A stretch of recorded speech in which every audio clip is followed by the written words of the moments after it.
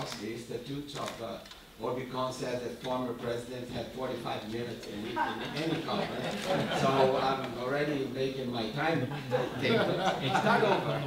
Okay, so this is a working in progress.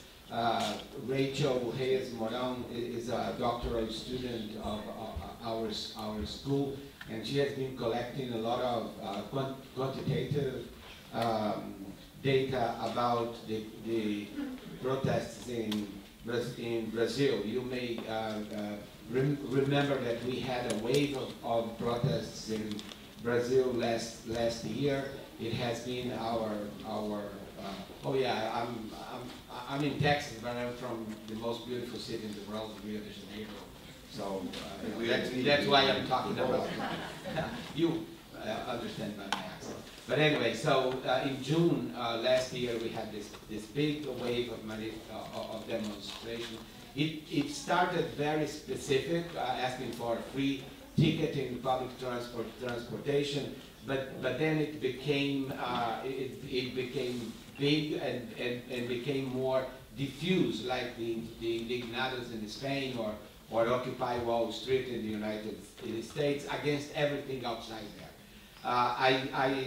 It came from the hashtag Passe Livre, free ticket, to the giant woke up, which Brazil has always been said that it's going to be, it's the country of the future, and it will be forever the country of the future.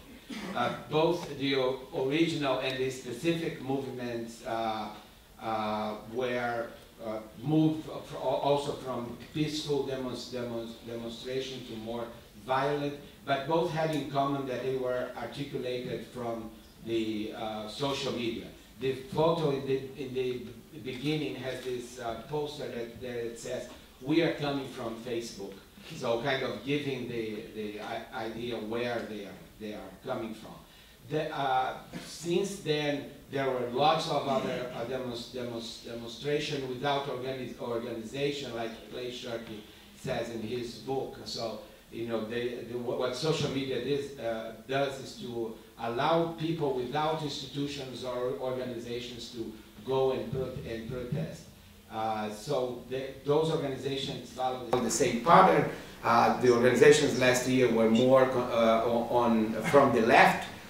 This weekend we had one from the right wing asking for a coup d'etat against President Dilma Rousseff, who had just been re-elected. More than 100,000 people on Facebook said they would go to this demonstration, but fortunately I would say only 2,500 went. but they went, and they were there for our surprise, asking for the deposition of the president. Actually, there is also a petition. Online petitions are proliferating out of these fantastic movements on social media, and there are more than last night there were about 1.5 million people yesterday who asked for impeachment of the president who had just been re-elected.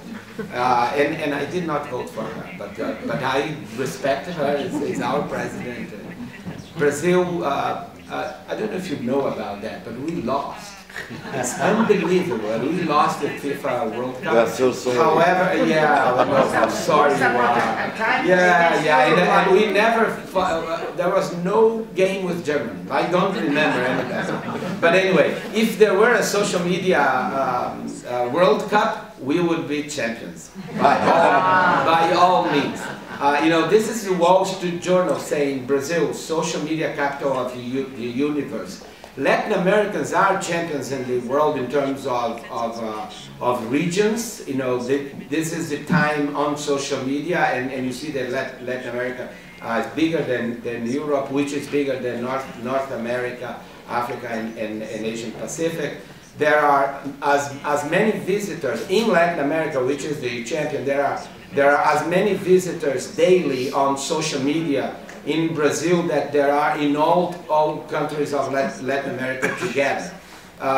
The average time that Brazilians spend on social media is higher than the average of each region in the world. Brazil is responsible for 10% of the entire global time spent in social media. In terms of the population, only the United States spends as a population more time than Brazil. So the question is there a relationship between this intense social media participation and political engagement that leads to protests and petitions, for example? Evidence suggests that online networking provides a sense of political self, connecting citizens from different backgrounds and fomenting political participation through peaceful protest tactics. This has been shown by this literature. Studies found a positive relationship between frequency of online networking use and protest participation, but those studies don't focus on key relationships such as political interest, political satisfaction. Online networking impact could come from reinforcing the grievances that already exist, or online networking could raise levels of political interest, which turns into more participation. So how does online networking relate to protest attitudes and behaviors in Brazil? Rachel operated on this data set of the America's Barometer laptop that has 41,000 people in their survey and 1,500 from Brazil. So the research hypothesis, one is online networking has a significant relationship with attitudes toward the right to protest, and two, online networking has a significant relationship with protest behaviors. I'm moving fast because the 45 minutes, not true. Attitudes, so in terms of, in case you did not notice, in case of attitudes, it's incredible because it says legal demonstration in a scale of 1-10. The two are legal demonstrations and organized groups to solve problems are about 8, 7.85, and closer peaceful demonstration. They are in favor of that. But it's very interesting that blocking roads, invading private property, overthrowing the government are very similar in terms of their support.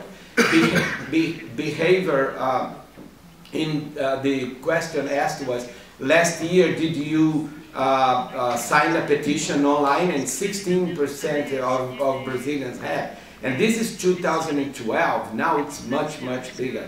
And in terms of street demonstration, only 5% said they had. And again, this is before the wave of demonstration. So in terms of results of protest attitudes, political interest and online networking are significant predictors of moderate protest attitudes. Only demographics, however, lower income, being a male or younger, predict support for radical protests out of this 40,000 people data set survey. So the mediator here is the political interest. This means that part of the effect of online network happens through an increase in political interest. That is, the more one engages in online networking, the higher his or her level of political interest, which in turn makes him or her support the right to protest.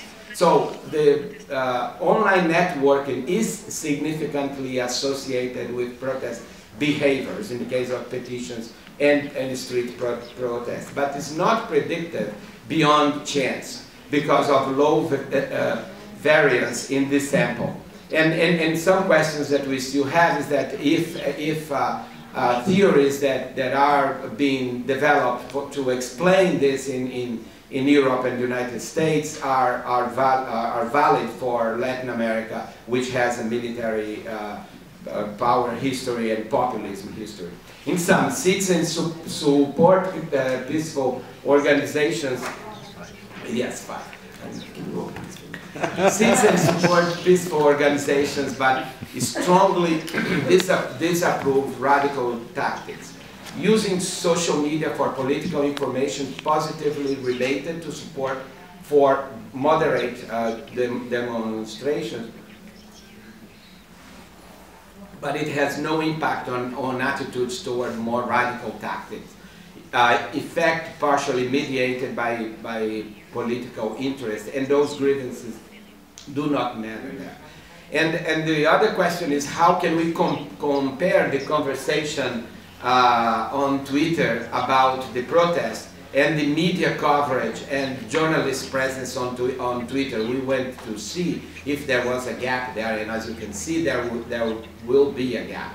And in that work, Rachel looked into a data set of 4.4 million tweets, and out of those, she included 28,000 tweets from journalists talking about the protests, right? So when the protests happened, here is how what the public was talking on Twitter. So only 5% were talking about confrontation, 31% were talking about riot, but 64%, the majority, were talking about the debate, about the issues. So this is what the public was talking about. When you go to the media, is the opposite. I mean, 16% were talking about the confrontation, almost 60% were talking about riot, and only 24% were talking about the issues. And this is what. The previous was what the media coverage was talking about, right? So was talking about the 60% were talking about the riots, and this is what the journalists from those media outlets were talking about. You know, 28% talking about confrontation, 46% about riots, and only 26%. It correlates to what the media is talking on the media outlets.